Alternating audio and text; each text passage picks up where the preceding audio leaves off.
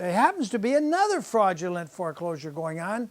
I don't have all the details yet, but I went to the case of, I think it was Wells Fargo Bank stealing a house with fraudulent documents, I presume. But I went to the case, and neither the plaintiff nor the defendant's attorney appeared in Santa Barbara Court in the city of Santa Barbara County in Department 6. I went in and listened anyway, and in comes this creepy little crawler named Sarah Burwick, and she walks up tentatively, they're already discussing it, and she says, excuse me, Your Honor, I'm Sarah Burwick. I represent Chase, blah, blah, blah. We own the house now that used to belong, to Michael Bennett, a retired Santa Barbara battalion chief firefighter, and was once elected mayor of Goleta on the first ballot, and later was elected city councilman. And he tore the old house down and rebuilt a beautiful house, and they're stealing it from him. Now, I tried to interview him, but I followed little Miss Sarah, the attorney out of Santa Monica from the Brian Cave law firm, followed her out the steps, and when she was out of the courthouse in Santa Barbara, I simply asked her some civil questions. And now she can represent this big, powerful corporation that bought the house, but she can't answer any questions to me. Let's see this face of Sarah. Run it. There she is.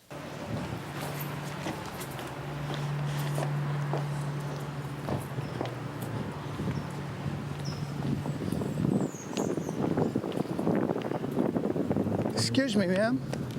I'm William Wagener. I do a television show. I've been watching this case.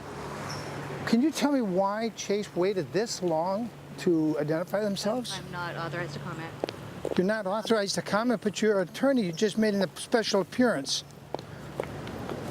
Please. I want to know if your outfit, Chase and Wells Fargo, are working together in a conspiracy. I'm not authorized to speak with the press. Have a good day. Well, this was interesting. Michael Bennett, the former mayor of Goleta, did not make a physical appearance in the Santa Barbara courthouse. His attorney appeared by phone, and there were maybe a half dozen people watching. Attorney Miller appeared by phone, and this is the first time Chase has identified himself as the holder in due course in this case of this fabulous home that's being foreclosed on. It's all very suspicious. So let's run the next clip and see the home.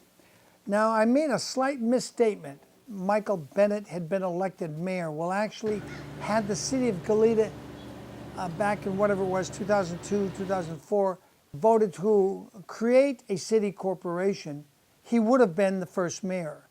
But they voted it down the first time, and then the next time he ran as a city councilman was elected. It was interesting getting Sarah's reaction. Oh, I'm not authorized to talk to media. I'm only here to make a special appearance and identify we own the house. We want to grab it.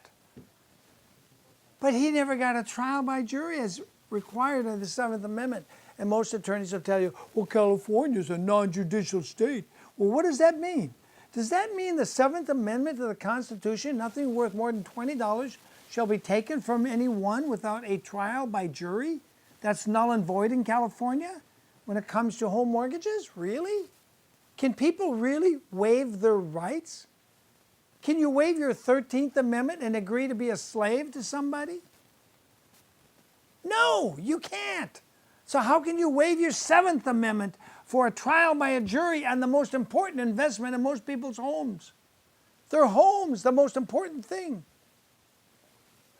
Don't trust any attorney. That's my advice. Learn the common law and learn the crooked bar card laws that's being applied.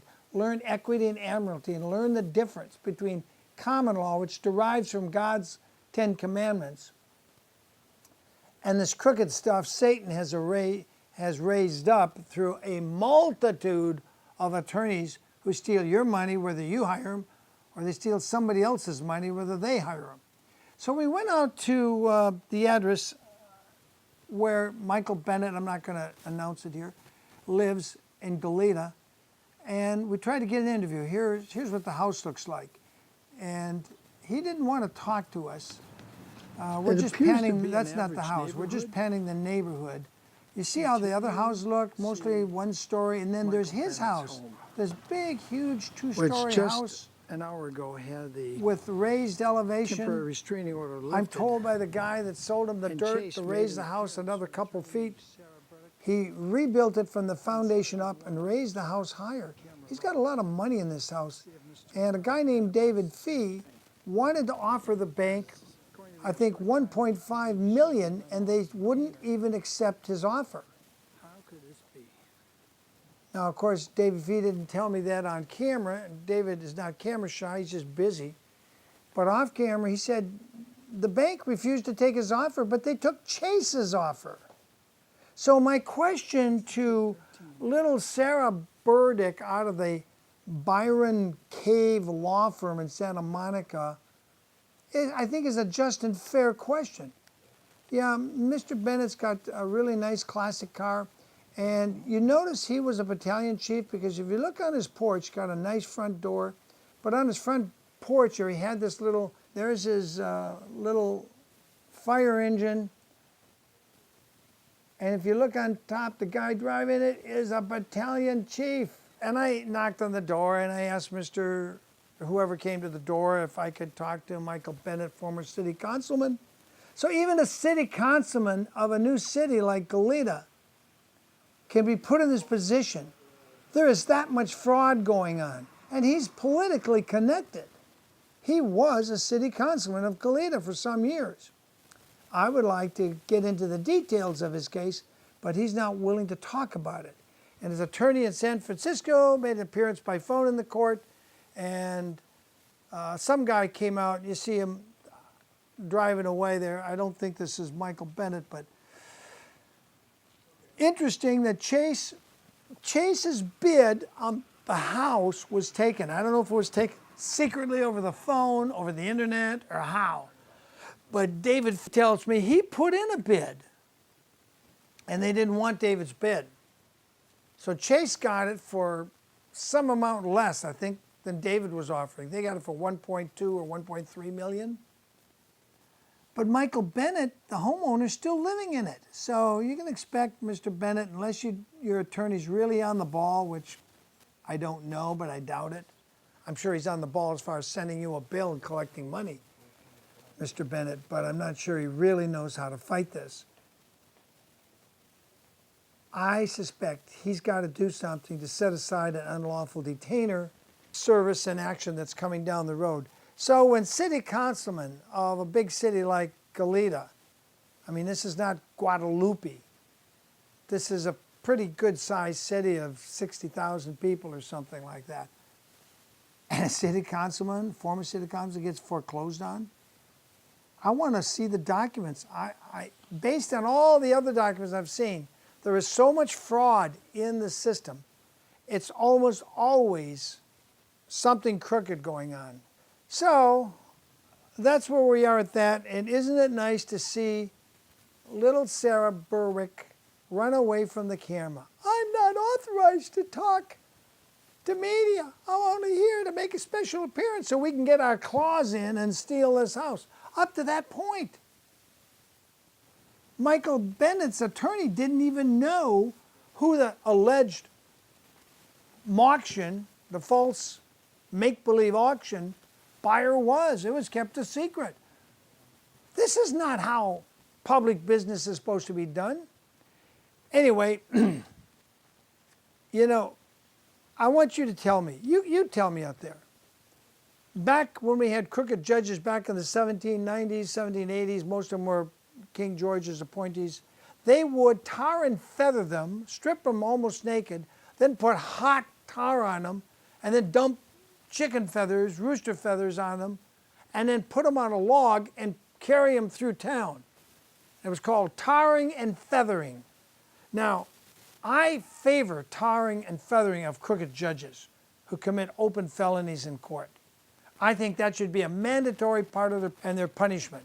Not only go to prison, but first you get tarred and feathered, and paraded through the courthouse, paraded around the courthouse in public so you get some shame on you.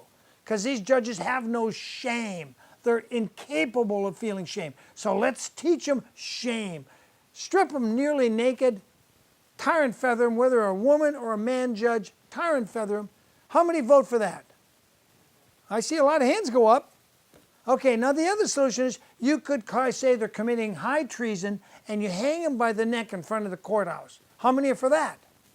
I still see some hands go up. Well, I can't guess, you know. We're going to have to do a hand count.